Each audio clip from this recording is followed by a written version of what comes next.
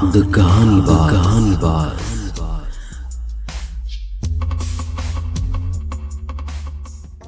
नमस्ते दोस्तों, स्वागत है आपका एक बार फिर से द कहानी बाज के कहानियों में। हमारी आज की कहानी का नाम है उफ कोलकाता और आज ये हमारा 23वां एपिसोड होने जा रहा है। तो आइए चलते हैं आज की कहानी की ओर। अंधेरे का वो पहर जो ना ठीक से दिन होता है और ना ठीक से रात, आत्माओं के टहलने का माकूल वक्त होता है। चलती हुई हवाओं से झूमते यूकेलिप्टस की पत्तियों का शोर हो या हवाओं के अभाव में मुर्दा पोशीदा औरतों की तरह अचल दिखती झाड़ियाँ, सब की सब ही रात की इस बेला में डर में इजाफा ही करती हैं। डर इंसान की सबसे गहरी और सबसे आदिम भावना है और सारे डरों में भी अज्ञात का डर सबसे डरावना। असगर अली को भी आज सेमिनार से लौटते देर हो गई थी। कार को यूनिवर्सिटी कैंपस के अंदर लेते ही उनकी थकी आंखों ने झपकी ले ली थी। उन्हें लगा कि वो गाड़ी कहीं लड़ा बैठेंगे, इसीलिए उन्होंने कार रोक दी। रात के लगभग 3 बजे गर्ल्स हॉस्टल के ठीक बाहर कार लगाकर असगर अली अभी अपने चेहरे पर पानी की छींटें मारी रहे थे कि उन्हें गर्ल्स हॉस्टल के बाहर महज अंतः वस्त्रों में टहलती कोई काया नजर आई। उन्होंने फौरन अपनी नज़र हटा ली और फिर गाड़ी में जा बैठे, मगर चश्मा लगाने पर वो काया उन्हें थोड़ी और साफ हुई। वो समझ पाए कि गर्ल्स हॉस्टल के ठीक बाहर टहलती वो काया किसी औरत की नहीं बल्कि किसी मर्द की है। मर्द का शरीर रात के इस पहर में गर्ल्स हॉस्टल के सामने, वो भी लड़कियों के अंतः वस्त्र में। अजीब तो था ही, मगर पिछले 25 सालों से वह इतने बच्चों को देख चुके थे और ऐसे कितने अजाबों से गुजर चुके थे कि उन्हें यह बात टाल देने लायक ही लगी। इसीलिए उन्हें उस ओर से अपना ध्यान हटाना ही वाजिब लगा। काया अब भी उनसे काफ़ी दूर ही टहल रही थी। उन्होंने बहरहाल अपनी गाड़ी घर की ओर मोड़ी और आगे बढ़ गए।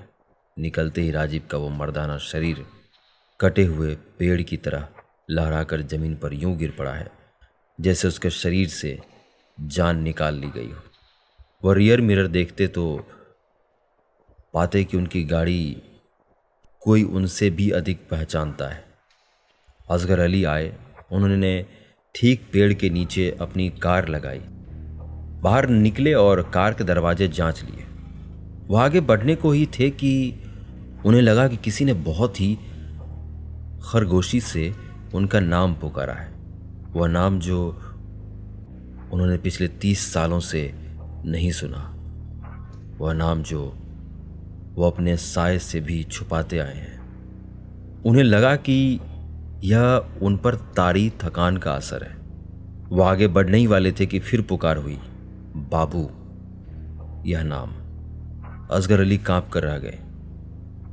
वो इस नाम से खूब परिचित थे, मगर उन्हें लगा कि रात में देर तक गाड़ी चलाने के कारण उन पर नींद का असर हो रहा है। सो वो इससे मति भ्रम समझकर टाल गए और आगे बढ़े ही थे कि पुकार एक दफा फिर से आई, ओ बाबू। असगर अली का जिस्म सर्द हो गया। वो आगे बढ़ते तब तक उन्हें अपने कंधे पर पानी जैसा कुछ गिरने का आभास हुआ। उन्होंने पहले अपने कंधे पर गिरा हुआ पानी देखा। उन्होंने उसे छूकर देखा, वो पानी जैसा ही कुछ था और अगले ही पल उनकी आंखें पानी से हटकर पानी के स्रोत से बंध गई।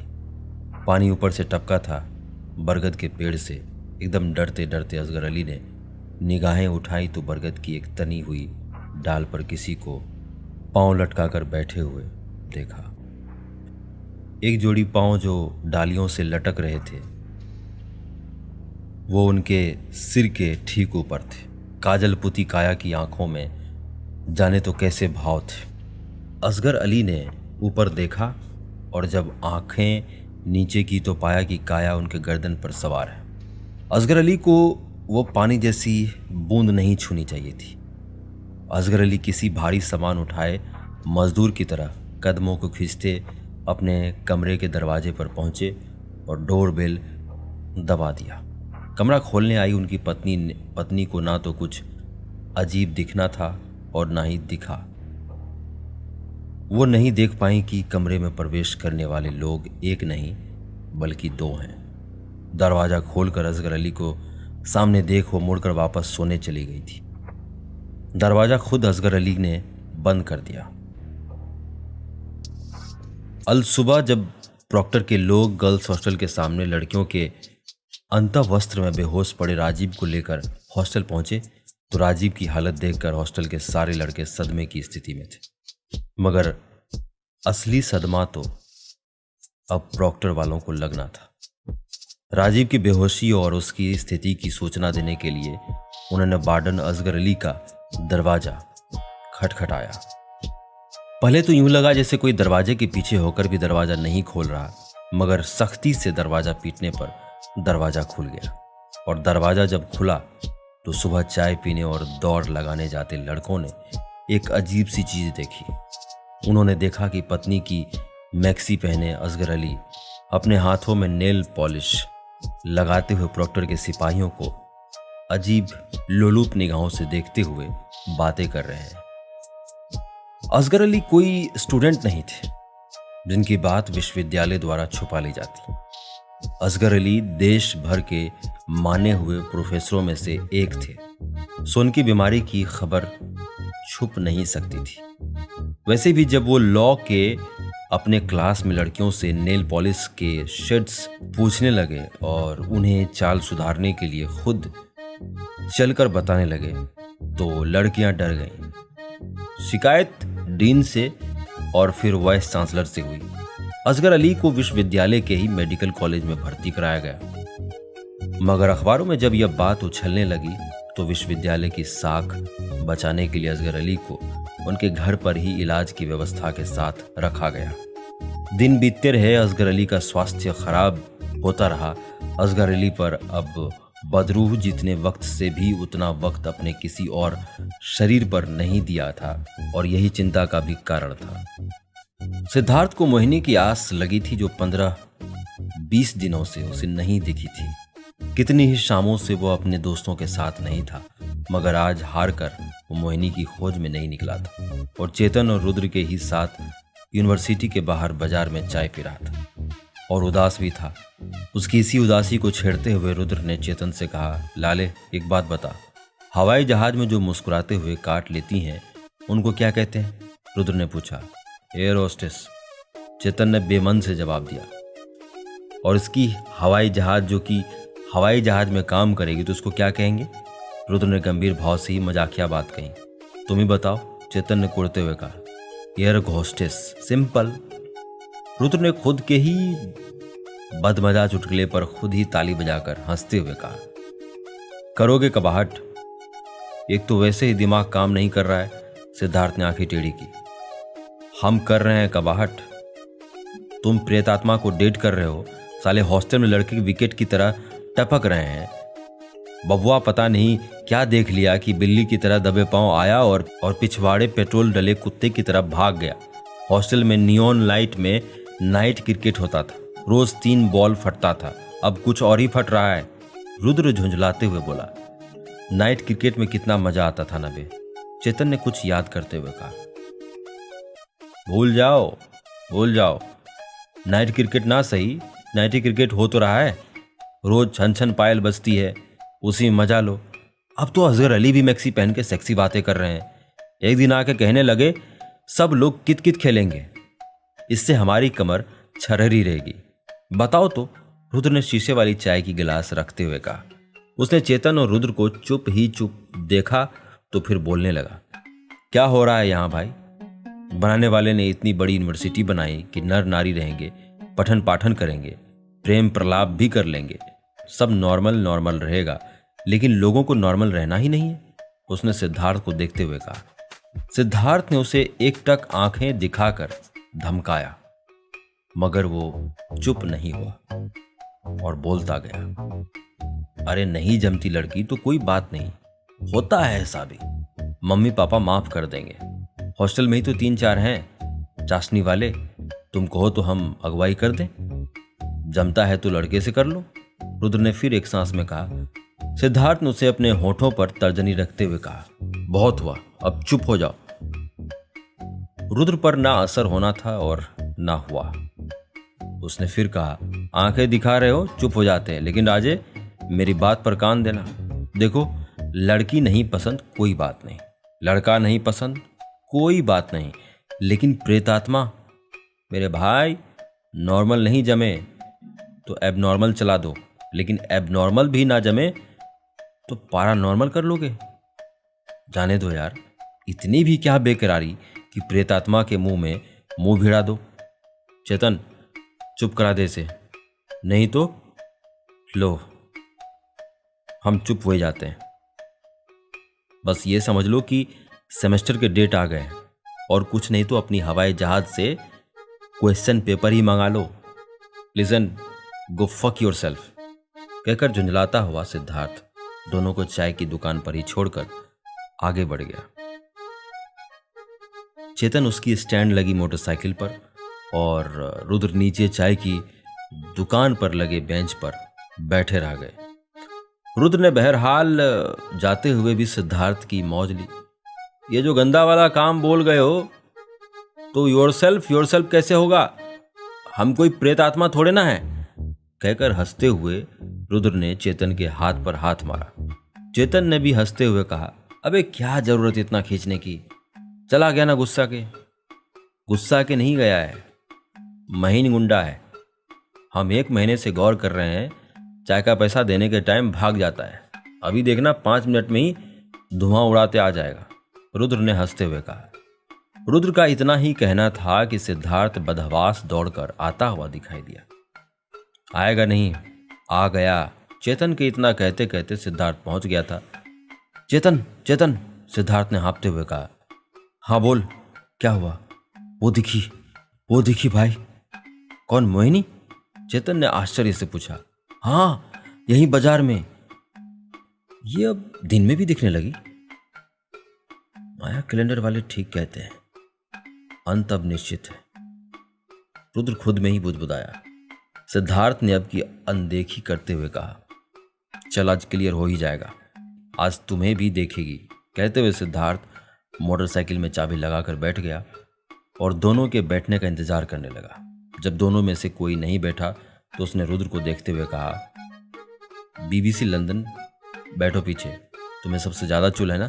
चलो राजे, तुम भी क्या याद रखोगे, कहीं नाखून भी गोश्त से जुदा होता है। चलो देख ही लेते हैं नैना जोगिन को। कहते हुए रुद्र मोटरसाइकिल पर बीच में बैठ गया और चेतन सबसे पीछे।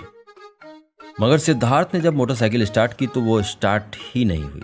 सिद्धार्थ ने जब हिला डुलाकर, सुलाकर, चौंक खींचकर, धक्का दिलवाकर सारी कोशिशें कर ली और गाड़ी स्टार्ट नहीं हुई, तब रुद्र ने फिर व्यंग बाण छोड़ा। पुराने जमाने में घोड़े को भूत पिशाच का आभास हो जाता था, इसीलिए वो आगे नहीं बढ़ता था और वहीं खड़े होकर हिनहिनाने लगता था। अब घोड़े हाथी तो खैर रहे नहीं, या मोटरसाइकिल ही है, इसीलिए ये भी चिचिया रहा है। सिद्धार्थ के लिए यह व्यंग असह्य था। सिद्धार्थ गाड़ी पर से उतरा और हाथ बांधकर खड़ा हो गया। उसने रुद्र को देखा और गुस्से में कहा, उतर साले। बट वाई जीजाजी, मैंने तो सच कहा, रुद्र ने भोलेपन से कहा। मैं कहता हूं उतर। रुद्र ने सिद्धार्थ का गुस्सा देखा और चुपचाप उतर गया। उसके उतर जाने पर सिद्धार्थ ने कहा, हम पैदल चलेंगे और आज तुझे दिखा के रहूंगा। कहते हुए सिद्धार्थ बाजार की ओर आगे बढ़ गया। उसके पीछे पीछे ही चेतन और रुद्र भी चल दिए। थोड़ी देर पैदल चलने के बाद ही सिद्धार्थ ने आगे इशारा करते हुए दोनों को दिखाया। वो देखो, सिद्धार्थ ने आगे इशारा करते हुए कहा। दरअसल सिद्धार्थ ने जिस ओर इशारा किया वो लड़कियों का झुंड था। लगभग 50-60 की संख्या में लड़कियां छोटे छोटे समूहों में जमा थी और शाम की वॉक कर रही थी, और इस झुंड में किसी एक लड़की को पहचान पाना मुश्किल था। इसी कारण दोनों ने जब सिद्धार्थ की तरफ गुस्से से देखा तो बात उसकी समझ में आई। उसने फौरन अगला क्लू देते हुए कहा, वो वाइट सूट और ब्लैक दुपट्टे वाली, वो देखो। इस कुल्लू से भी कोई खास अंतर नहीं पड़ना था। सिद्धार्थ की उंगली की दिशा में दसियों लड़कियों ने व्हाइट सूट और ब्लैक दुपट्टा पहन रखा था। संभवतः वो किसी कॉलेज फंक्शन से आ रही थी। रुद्र ने अब की आपा खो दिया। राजे, जेबरो नहीं ढूंढना है, लड़की ढूंढनी है। रुद्र के ऐसा कहते ही चेतन को हंसी आ गई, मगर चेतन ने उसे मुस्कुराहट तक सीमित करते हुए कहा, सिद्धार्थ ऐसा कर, तू जाकर उससे बात कर। तू बात करेगा तो हम समझ जाएंगे कि मोहिनी कौन है, फिर हम भी आते हैं। हाँ, आके मिल लेंगे तेरी हवाई जहाज से। बात रुद्र ने खत्म की। उसकी बात अनसुनी कर सिद्धार्थ लड़की की ओर बढ़ गया। दोनों उसे जाते हुए देख रहे थे। एक बार फिर सिद्धार्थ पीछे मुड़कर लौट आया और झुंझलाता हुआ बोला, अबे यार, अब क्या हुआ? चेतन ने पूछा। दर्जी की दुकान में घुस गई यार, सिद्धार्थ ने खींच में हाथ पटकते हुए कहा। तो क्या हुआ? अबे लेडीज टेलर की दुकान में कैसे मिले उससे? हाँ, ये तो मुश्किल है, चेतन ने कहा और अभी कुछ आगे भी कह पाता कि उससे पहले रुद्र ने उंगली की। हमें अभी भी नहीं दिखी हवाई जहाज। अभी उधर देख, वही जो मंजूर मियाँ की दुकान में घुस गई है। सिद्धार्थ ने दांत पीसते हुए कहा। वही है? रुद्र ने आंखों के ऊपर हथेली की छां करते हुए पूछा। हाँ, वही है, सिद्धार्थ ने राहत के सांस छोड़ते हुए कहा। आखिरकार उसने रुद्र को मोहिनी दिखा दी थी। नाम तो बढ़िया है, रुद्र ने फिर कहा। कितनी बार बताएं? हाँ, बढ़िया नाम है मोहिनी, सिद्धार्थ ने कुछ चहक के साथ कहा। उसका नहीं, दुकान का। मंजूर मियाँ लेडीज फिलर, किस्मत वाला आदमी है। रुद्र ने फिर गोली छोड़ दी। फिलर नहीं हरामजादे, फिटर, लेडीज फिटर, सिद्धार्थ ने जबड़े भींचते हुए कहा। एक ही बात है, फिलर हो या फिटर, एक ही बात है। किस्मत वाला आदमी है चाचा हमारा, रुद्र ने दर्जी की बाबत कहा जो मोहिनी की नाप ले रहा था। इसमें किस्मत की क्या बात? चेतन ने बीच में पड़ते हुए कहा। देख नहीं रहा, 3 बार नप चुका है, रुद्र ने दर्जी की ओर इशारा करते हुए कहा। 3 बार क्यों ना पाबे? सिद्धार्थ का ध्यान अब की बार इस बात पर गया। वो गुस्से से आग आग हो गया। थोड़ा ऊंच नीच हो गया होगा। कबूतर फड़क भी तो जाता है। रुद्र की बात रुद्र ही जानता था। तीनों अभी दर्जी की दुकान की ओर देख ही रहे थे कि दुकान में एक और लड़की आ गई। सिद्धार्थ खींचकर बोला, अबे ये कौन आ गया? सिद्धार्थ के साथ साथ बाकी दोनों ने भी देखा कि मोहिनी उस सफ़ेद पोशीदा लड़की से बात करने लगी और फिर दुकान से निकलकर उसके साथ ही आगे बढ़ गई। सिद्धार्थ ने फौरन कुछ सोचते हुए रुद्र से कहा, सुन भाई, बोल राजे, तू इस दर्जी के बच्चे से लड़की के बारे में मालूमात कर। मैं और चेतन आगे देखते हैं। आज पता कर ही लेते हैं कि ये रहती कहाँ है। राजे, यह करमचंदई हमसे नहीं होगा। सिर सलामत 1000 पगड़ियाँ मिलेंगी। रुद्र ने मुहावरे में ही काम से इनकार किया। कर दे भाई, दोस्त का घर बसेगा। अब की बार सिद्धार्थ ने कहा और रुद्र के सामने हाथ जोड़ दिए। गधे की दोस्ती, लात की सनसनाहट, मन महसूस कर रुद्र ने कहा और फिर दर्जी की दुकान की ओर बढ़ गया। रात में मिलते हैं, कहकर सिद्धार्थ और चेतन लड़की के पीछे हो गए। उधर रुद्र ने साहस बटोरा। उसमें दुकान में घुसने से पहले जितनी उर्दू याद थी सब दोहरा ली और मंजूर मियाँ के सामने पहुंचा। चाचा, वालेकुम सलाम। रुद्र ने पहला विस्फोट किया। चाचा ने पान मुंह में लिए हुए हिकारत से देखा। रुद्र को एहसास हो गया कि उसने गलती कर दी। अब उसने संभल कर कहना शुरू किया, मेरा मतलब है सबा खैर। नहीं नहीं, अल हिलाल, नहीं, खुशामदीद बिरादर। रुद्र को जितनी उर्दू आती थी उसने निकाल दी। फरमाए। चाचा ने एक शब्द में पूर्ण विराम लगा दिया। चाचा, मरहूम की खिदमत में सवाल अर्ज है कि यह पोशीदा बदन जो अभी आई थी। रुद्र ने 2 चरणों में विस्फोट किया। पहले तो चाचा को जीते जी मार दिया। इस विस्फोट को चाचा किसी तरह झेल गए, मगर दूसरे विस्फोट से चाचा सीधे सीधे तिल मिला गए। फिर भी उन्हें अपनी उर्दू अदब और अपनी उम्र दोनों का ही ख्याल रखना था। उन्होंने गुस्सा घोटते हुए कहा, आपसे मतलब आपको क्या दरकार है? दरकार है सरकार। दरकार यह है कि उनसे हमारी बात चलाई जा रही है, सो जरा मालूमात कर लेते तो ठीक रहता था। आप समझ रहे हैं ना? देखिए बरखुरदार, यहाँ खवातीन आती जाती रहती हैं।